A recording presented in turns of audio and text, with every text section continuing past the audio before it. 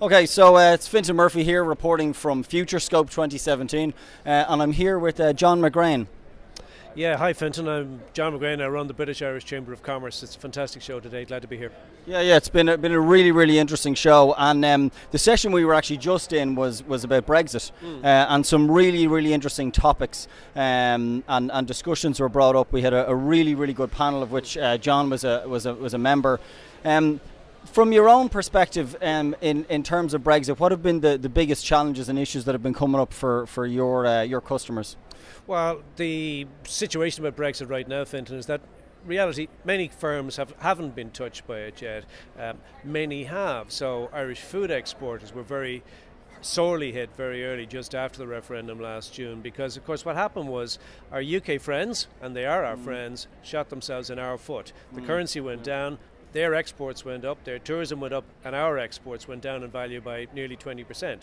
And some companies didn't make it over that line. That's a tough one. New base inside the EU. And of course what we say is that nobody needs to close down anything in the UK, but for those who feel they need to have a base inside the EU, Ireland is the best alternative and the best additional location for their firm.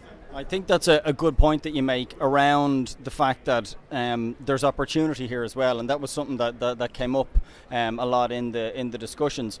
You know, in terms of opportunity, have you seen anything for your customer base that they should be looking at, or areas that people should be focusing on? Definitely. So the British Irish Chamber of Commerce is a unique organisation. We're the only organisation that works for UK and Irish businesses equally on both sides. That's over 60 billion euro a year in trade and 400,000 jobs. So it's big. And we see 3.5 very simple steps to Brexit-proofing business in both islands. Number one, stop winging it on currency. Shouldn't be doing that. Number two, if you're an Irish business, get yourself an assured base inside the UK. It might be a JV, might be boots on the ground, but don't get locked out of what is one of the world's still largest markets in its own right. And if you're a UK company, don't get locked out of the EU. Don't close down in the UK, but also open up in Ireland so that you can assuredly serve that market in the future. And the third and a half step, shape the future rather than have it done to you. Join a great advocacy organisation that makes policy happen, working with politics. That's what we do, the British Irish Chamber of Commerce, at info@britishirishchamberofcommerce.com. We'll give you all the help you need.